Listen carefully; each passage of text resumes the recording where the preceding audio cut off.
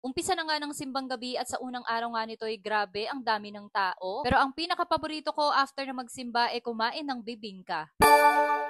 Bago nga tayo dumako sa unang simbang gabi, ito muna ang ikukwento ko. Pagkatapos nga pala ng Christmas play ng mga bata, dumiretso kami dito sa may Full House Cafe at nag-aya nga sila na dito mag-dinner. Nakasabayan nga rin namin dito sila Jada na nagbida nga sa kanilang musical play at shoutout na rin natin siya dahil palagi nga rin siyang nanonood ng mga vlogs ko. Isa nga siya sa pinakabatang supporter ni Mami Lai na hindi lang maganda, matalino pa. Fast forward, dumating na nga itong aming na order at usually, ito yung madalas namin kinakain dito. Una na dyan, itong chicken fillet na palaging request ni Gael. May iba pang rice meal kagaya nitong burger steak at syempre may dessert din. Clubhouse and cheesecake latte naman nga ang in-order ko dahil hindi ko feel ang mag-rice ngayong gabi. Kinabukasan, December 15, eto na nga yung unang araw ng simbang gabi. Dati talaga sa madaling araw kami nagsisimba kaya lang hindi ko na talaga yan kinakaya at hindi ko rin magising ng maaga ang mga bata kaya 8 p.m. mass na lang din ang palagi naming inaatinan ngayon. At dito nga sa simbahan ng Nuestra Señora de la Asunción kami magsisimba. Pagkarating nga namin dito, nasa gate pa lang kami, kita mo na talaga na napakarami na ng tao. Sa pagkakatanda ko, 7:25 pa nga lang ata ng mga oras na to pero punong-puno na ang loob ng simbahan. Talagang wala ka nang mauupuan at no choice ka kundi tumayo na lang. At dahil medyo matatagalan nga ang simba ngayong gabi, kaya inaya ko na lang sa labas sa mga bata para kahit papano hindi rin sila mainitan. Kahit nga dito sa gilid, napakaraming tao, unang araw pa lang yan. Taon-taon nga naging panata ko na rin ang makabuo ng siyam na simbang gabi. Ito kasi yung way ko ng pagte-thank you kay Lord para sa lahat ng blessings na ibinigay niya sa amin. At i-shoutout ko na nga rin pala itong mga kabataang nasa likuran ko. Thank you nga pala sa inyo at nakilala niyo ako. Maya-maya dumating na nga rin si Daddy Boss, galing nga siya ng trabaho at dito nga siya dumiretso para makasabay kaming makauwi. Offering na nga ng mga oras na to at inabot nga ng halos kalahating oras ang pagbibigay ng mga alay. Bawat gabi kasi ay may nakalaan na pamaskong handog na i-offer sa simbahan. Natapos na nga rin ang simbang gabi kaya inaya ko naman si Daddy Boss na bumili kami ng bibingka. At dahil madadaanan na nga rin namin itong double A kaya dito na nga rin kami bumili. May nakaredy na nga rin silang luto na kaya eto at mabilis lang din kaming makakauwi. Pagkarating nga namin dito sa bahay, agad ko na nga itong ni-ready at grabe kita nyo ang sarap talaga ng bibingka. Eto talaga yung kumukumpleto ng simbang gabi tapos may mainit na tsaa. Talagang feel na